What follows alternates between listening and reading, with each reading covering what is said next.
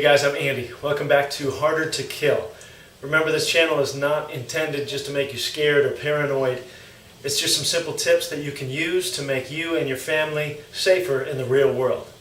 This is episode 2. We're talking about doors and corners. Alright you guys, so here's some basic thoughts on doorways. I learned a lot of this stuff as a police officer, but it is just common sense in your everyday life too. Remember, this is worst case scenario that we're thinking about, but if you just make this a good habit, then it makes you safer just in case that 1 in a million situation pops up.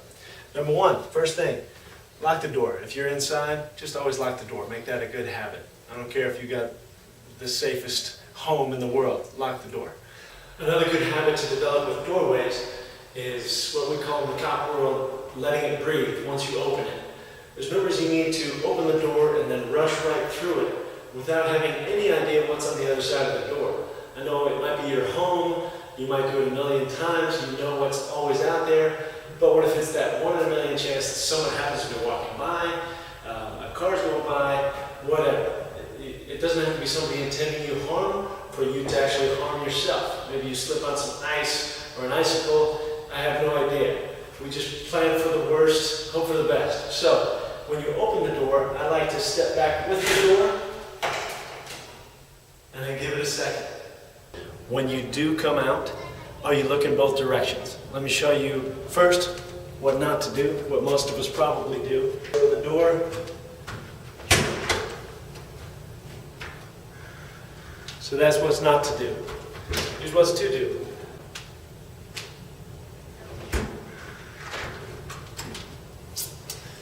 So you see, it just takes half a second. That's just a good habit to develop. Just take a quick peek both ways so you can process, you know what kind of situation you're walking into before you carry on with your business. Of course, the same thing goes in elevators too, you guys. When that door opens, you never know what might be on the other side. So I like to stand back a little bit, wait to see what's happening before I walk out of the elevator. Speaking of elevators, there's no reason you need to stand right in front of the elevator and wait for it. Chances are somebody's going to want to get out of there. So you're standing right there, you're going to get walked into or bumped into. So if you have your kids, try to teach your kids to stand back away from the elevator, wait for the doors to open, and I say count to 1,000. I make my little guys say 1,000 before they run on and push the buttons, because they always want to push the buttons. So you can stand back, you can stand in between. While you wait for the elevator, don't stand right in the danger zone. Alright, so one more thing about a doorway.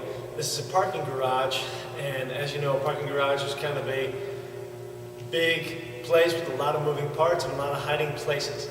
You can make yourself a little bit safer and your family a little bit safer by just taking a good look before you walk towards whatever direction. So my assistant and I here are going to show you how we would do it. By the way, with kids, I'm a big fan of holding hands, especially with little ones.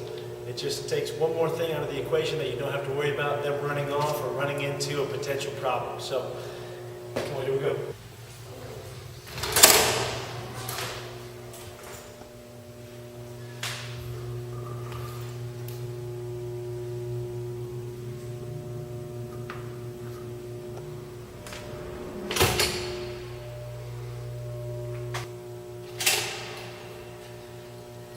Again, we let it breathe, come out, look both sides, and as we walk, again, you don't have to be crazy vigilant about this, but as I walk, I just keep moving my eyes in all the different directions to sense any kind of movement. If anybody's out here, again, they might not even be intending us harm, but I just like to know if I'm alone or if there's other people around. And then we make sure that wherever we're headed is good, and we head that way. Okay, so now we're talking about corners. When you're approaching a corner, what's the best way to go around that corner? A lot of people think that cutting the corner like this, staying close to that corner, is safer. Actually, the opposite is true. You don't want to walk next to walls. You make noise, but you also don't have a way to move. If I need to move that way, I can't. If I walk down the middle of a hallway, I can go either way. And again, this is worst case scenario. If someone is intending you harm, and they're hiding right around this corner, right here, they can grab you right there. As you can see, if I come around this corner and I'm right next to this wall and I come close, then you can actually see me before I can see you. Like this, and then I have to turn and see you. The best way to approach corners, even if it's not someone who wants to hurt you, could be just somebody walking around this corner the other way. Maybe they're carrying a big wedding cake, and maybe you get it all over yourself and you ruin someone's wedding. So, you approach that corner by going wide. I can already see what's around this corner before I even get to it. And we call it pieing the corner. You can see little pieces of the pie around the corner. And you can do that while you're walking. This is just a good habit to get into. As you walk, I'm looking here like this, and I can already see as I'm walking around that corner.